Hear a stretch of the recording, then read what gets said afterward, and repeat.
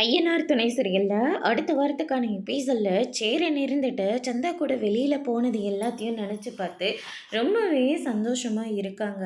அதுக்கு அடுத்ததாக வீட்டுக்கு வராங்க. வீட்டுக்கு வந்து பார்த்தா சோழன் இருந்துட்டு ரொம்பவே பசியோடு இருக்காங்க.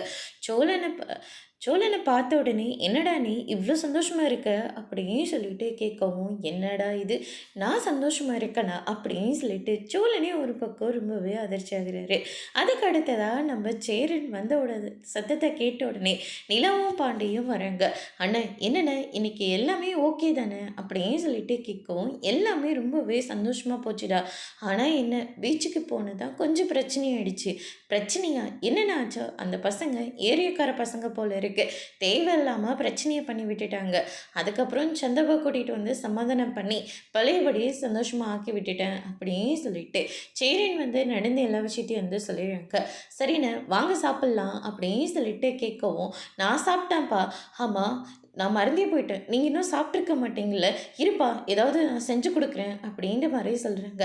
ஐயோ அண்ணன் அவ்வளோலாம் பதட்டப்படாதீங்க, நாங்கள் தோசை ஊற்றி சாப்பிட்டுட்ருக்கோம் அப்படின்ற மாதிரி நிலா வந்து சொல்லிடுறாங்க. ஆமாம் பல்லவனை எங்கே காணோம், அவங்க ஃப்ரெண்டுக்கு ஏதோ பர்த்டே பார்ட்டியா, அதனால் அங்கே போய் நான் சாப்பிட்டு வந்துடுறேன்னு சொல்லி அங்கே கிளம்பி போயிட்டானே அப்படின்ற மாதிரி சொல்லிடுறாங்க.